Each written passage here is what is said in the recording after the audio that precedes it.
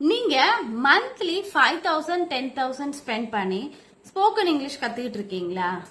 இல்ல spoken English கத்துக்கிறதுக்காக என்னால ஜாஸ்தி அமௌண்ட் எல்லாம் ஸ்பெண்ட் பண்ண முடியாது அப்படின்னு சொல்லிட்டு யோசிச்சுட்டு இருக்கீங்களா?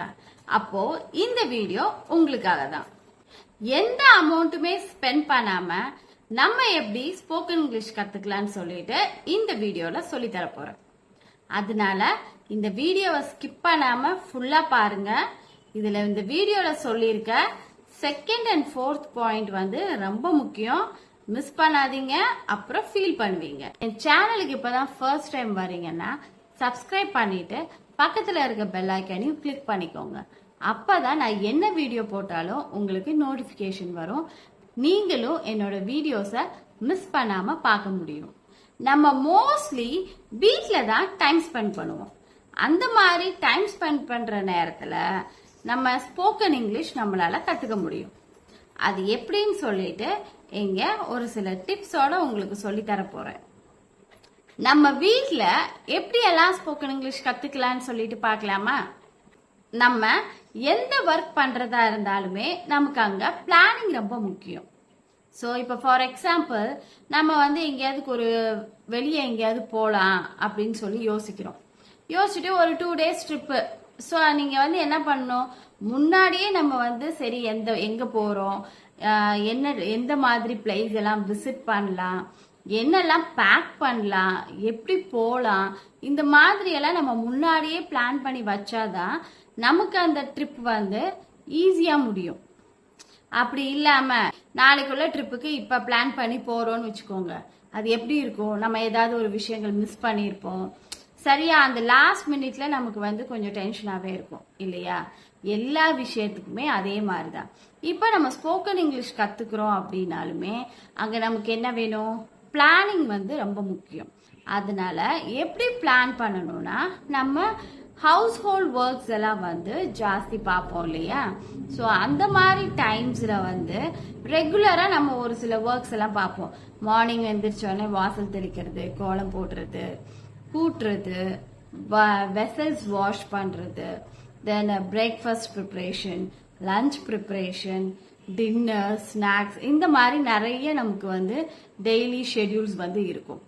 அது கூட நீங்க இந்த ஸ்போக்கன் இங்கிலீஷ் கத்துக்கிறதையும் வந்து ஆட் பண்ணிக்கணும். நீங்க அந்த மாதிரி ஒரு பிளான் போட்டீங்கன்னா உங்களோட ரெகுலர் ஆக்டிவிட்டீஸ்ல ஸ்போக்கன் இங்கிலீஷ் லேர்ன் பண்றதும் ஆட் ஆயிரும். அதனால நம்ம வந்து ஃபர்ஸ்ட் திங் ஸ்போக்கன் இங்கிலீஷ் வீட்லயே கத்துக்கணும்னு முடிவு பண்ணிட்டனால நம்ம என்ன பண்ணணும், பிளான் பண்ணணும். எப்ப வந்து நம்ம ஸ்போக்கன் இங்கிலீஷ் லேர்ன் பண்ணலாம் அப்படின்னு சொல்லிட்டு ஒரு டைம் ஷெட்யூல் ஃபாலோ பண்ணணும். அதனால ஃபர்ஸ்ட் திங் பிளானிங்.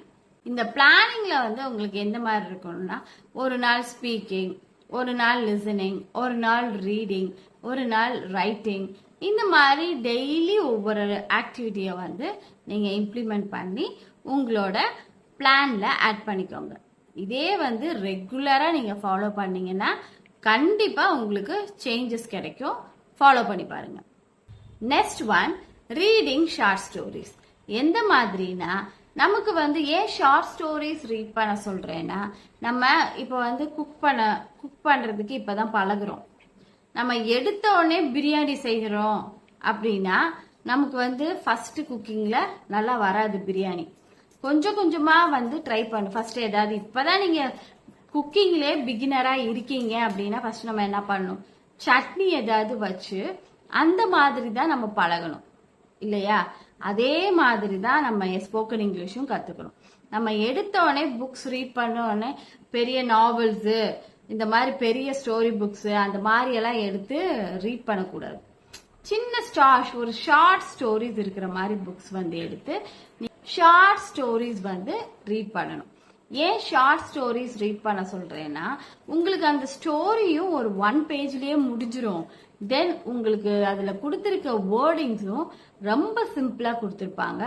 உங்களுக்கு வந்து டிக்ஷனரியே யூஸ் பண்ணணும்னு தேவை இருக்காது. டிக்ஷனரி யூஸ் பண்ணாமே நீங்க அதோட மீனிங்ஸ் எல்லாம் உங்களுக்கு வந்து தெரிஞ்சிடும். ரீடிங் புக்ஸை தவிர ஒரு பர்ஃபெக்ட் லேர்னிங் எதுவுமே இல்லை. டெய்லியும் உங்க ஆக்டிவிட்டியில ஒரு 5 minutes ரீடிங்கை வந்து ஆட் பண்ணிட்டு ரெகுலரா ஃபாலோ பண்ணீங்கன்னா கண்டிப்பா உங்களுக்கு சேஞ்சஸ் வரும். இப்ப நம்ம பிளான் பண்ணி நம்மளோட ரெகுலர் வந்து ஃபாலோ பண்ணிட்டு இருக்கோம். இப்ப அடுத்தது என்ன பண்ணணும்னா லிசன் பண்ணணும். எப்படி என்ன லிசன் பண்ணணும்? நீங்க வந்து எந்த விஷயம் கேட்கறதா இருந்தாலும் இங்கிலீஷ்லயே கேட்கணும். ஃபார் எக்ஸாம்பிள், ஏதாவது ஒரு மூவி பாக்குறீங்க அப்படின்னா இங்கிலீஷ் மூவிஸ் பாருங்க. இங்கிலீஷ் மூவிஸ் பார்த்தா எனக்கு புரியாது அப்படின்னா பிள்ளைங்களோட ஷார்ட்ஸ் கிட்ஸ் ஸ்டோரிஸ் வாட்ச் பண்ணுங்க. கிட்ஸ் ஸ்டோரிஸ்ல வந்து சிம்பிள் இங்கிலீஷ் வந்து சொல்லியிருப்பாங்க. ஸோ நீங்க அந்த மாதிரி ஸ்டோரிஸ் வந்து வாட்ச் பண்ணலாம். கார்ட்டூன் ஷோஸ் வந்து பார்க்கலாம். ஏன் கார்ட்டூன் ஷோஸ் எல்லாம் பார்க்க சொல்றேன்னா கிட்ஸ்க்கு வந்து எப்படி வந்து புரியுற மாதிரி அவங்க வந்து சென்டென்ஸ் எல்லாம் ஃப்ரேம் பண்ணி அந்த cartoon shows, kids movies, kids stories இந்த மாதிரி வந்து எடுத்திருப்பாங்க. ஸோ நீங்க பிகினரா இருக்கிறனால நீங்க அதை லிசன் பண்ணும்போது உங்களுக்கு வந்து அது தானா புரிய ஆரம்பிச்சிடும். ஸோ அதனால listening in English is must. அடுத்தது வந்து என்னன்னா ஹியரிங் இங்கிலீஷ் சாங்ஸ். அங்க வந்து என்னன்னா நம்ம மோஸ்ட்லி இப்ப தமிழ் சாங்ஸ் எல்லாம் நிறைய கேட்போம். ஏதாவது கவலையா இருந்தாலும் சாங் கேட்போம், ஹாப்பியா இருந்தாலும் சாங் கேட்போம். ஏதாவது பார்ட்டி, பர்த்டே பார்ட்டி, அந்த மாதிரி வெட்டிங் ஃபங்க்ஷன், இந்த மாதிரி என்னவா இருந்தாலும் நம்ம வந்து சாங் கேட்போம் இல்லையா? ஸோ அதே தான் நீங்க என்ன பண்ணணும்னா நீங்க கேட்குற சாங்கை இங்கிலீஷ்ல கேட்கணும். ஸோ இத்தனை நாள் வரைக்கும் நீங்க வந்து இத்தனை நாள் வரைக்கும் தமிழ் சாங்ஸ் தான் கேட்டுட்டு இருந்தீங்க. இனி நீங்க என்ன பண்ணணும்னா இங்கிலீஷ் சாங்ஸ் தான் வந்து கேட்கணும். அப்படி இங்கிலீஷ்ல சாங்ஸ் கேட்கிறப்போ உங்களுக்கு அங்க வேர்டிங்ஸ் என்னெல்லாம் சொல்லியிருக்காங்க, என்னெல்லாம் வேர்ட்ஸ் வருது அப்படின்னு சொல்லிட்டு நீங்க வந்து ஒரு நோட்ல எழுதி வச்சுக்கலாம். ஸோ அது வந்து உங்களுக்கு ஃபர்தரா அந்த மீனிங் என்ன அப்படின்லாம் தெரியறதுக்காக இன்னும் உங்களுக்கு அது வந்து யூஸ்ஃபுல்லா இருக்கும். இப்போ நம்ம தமிழ்ல சாங் கேட்கிறோம்னா நம்ம என்ன பண்ணுவோம்? தமிழ்ல சாங் கேட்கும்போது அது கூட சேர்ந்து நம்மளும் பாடுவோம் இல்லையா? அதே தான் நம்ம இங்கேயும் ஃபாலோ பண்ணணும். இப்ப இங்கிலீஷ்ல சாங் கேக்குறீங்க அப்படின்னா நீங்க அந்த சாங் கூடயே சேர்ந்து நீங்களும் பாட ட்ரை பண்ணணும்.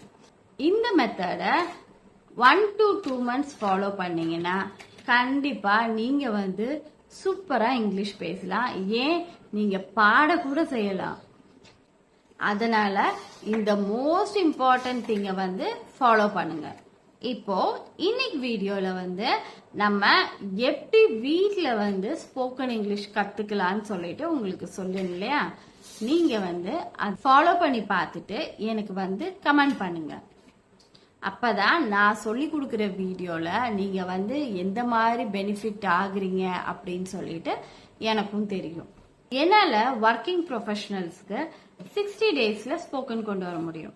அதுக்கான ஃப்ளூயன்ட் இங்கிலீஷ் ஃபார்முலா என்கிட்ட இருக்கு.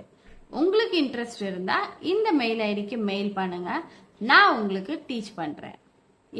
என்னோட ப்ரீவியஸ் வீடியோஸோட லிங்க்ஸ் வந்து கமெண்ட்ல பின் பண்ணிருக்கேன், அதையும் செக் பண்ணி பாருங்க. தேங்க்யூ ஃபார் வாட்சிங்.